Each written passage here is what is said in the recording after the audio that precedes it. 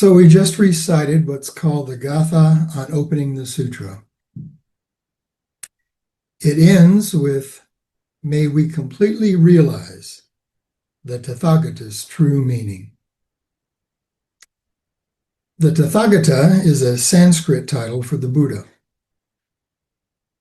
It translates as one who has thus come, or one who has thus gone. The Gatha isn't suggesting that we necessarily understand the true meaning, but that we realize it. There is a difference.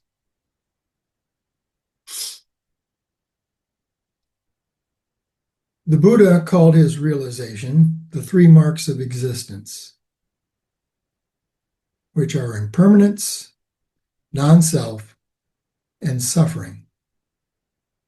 And they have something in common. They are each expressions of the ungraspable nature of what we call reality. What could be more obvious than impermanence? Everything that arises passes away. It also means that nothing remains the same. From moment to moment, ongoing change is the foundation of all that exists. The Buddha realized this and saw that much of mankind's distress is due to our ignorance of and resistance to the fact that nothing can be grasped or held on to. He didn't discover a new theory. His awakening was the embodiment of this fundamental truth. As Dogen said, impermanence itself is Buddha nature. The Buddha's realization and teaching begins with impermanence and ongoing change. But most people will never hear this teaching. Some will hear it and yet still cling to self-centeredness. And there are those who hear this teaching and in recognizing its truth, strive to appreciate and let go of the attachments that cause suffering for themselves and others. We are fortunate to have this opportunity and ability through our simple and sincere effort to realize now what the Buddha realized so many years ago. Another of the three marks of existence is non-self. This doesn't mean that we don't function as individuals. Our functioning requires a sense of self. It does mean that we don't exist as separate, fixed selves. Nothing exists as a separate, fixed entity. If we look for the self, it's nowhere to be found. Our sense of self turns out to be just another experience. And like all experience, it's a process of constant change and dynamic flow.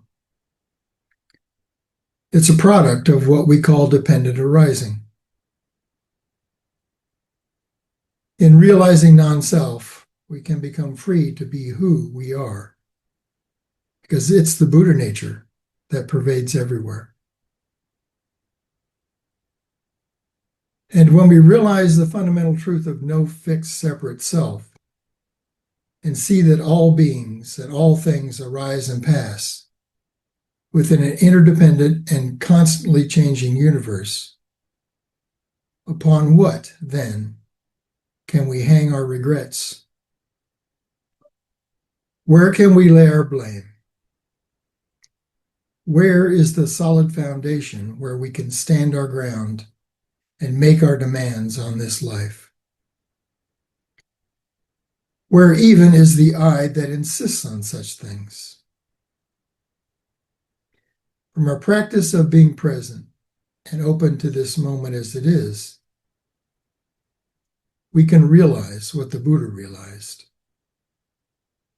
that we and the whole universe are not two, and that the awakened way is always realized right here, right now.